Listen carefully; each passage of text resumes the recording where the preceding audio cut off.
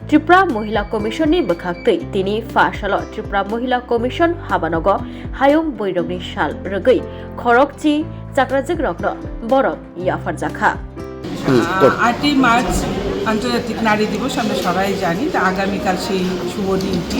তা আজকে 7ই মার্চ আমরা রাজ্য মহিলা কমিশনের বর্তমান বোর্ড টিমরা একটা উদ্যোগ গ্রহণ করেছি যে এই কমিশন নির্মিত হওয়ার পর থেকে যাদের তত্ত্বাবধানে দীর্ঘদিন ধরে কমিশন চলছিল, যাদের অক্লান্ত পরিশ্রম ছিল এবং যারা নিষ্ঠার সঙ্গে এই মহিলা কমিশনে কাজ করেছেন, এখানে আপনারা অবশ্যই দেখতে পাচ্ছেন আমাদের মধ্যে অনেকেই এসে উপস্থিত হয়েছেন, আরও অনেকজন আসবেন।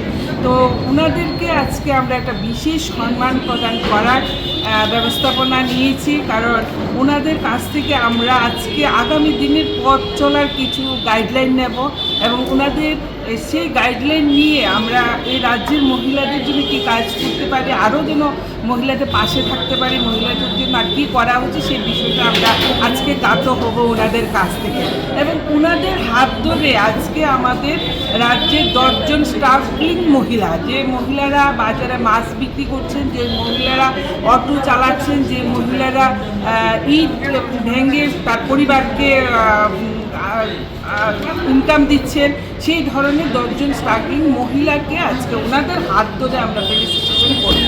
তা আন্তর্জাতিক যে নারী দিবস, সেই নারী দিবস এবার আমরা সবাই জানি 7 দিন ব্যাপী একটা কর্মসূচি গ্রহণ করা হয়েছে রাজ্য সরকারের পক্ষ থেকে এবং আমরাও সেই কর্মসূচি গ্রহণ করেছি। 7 দিন ধরে আমাদের বিভিন্ন প্রোগ্রাম চলছে।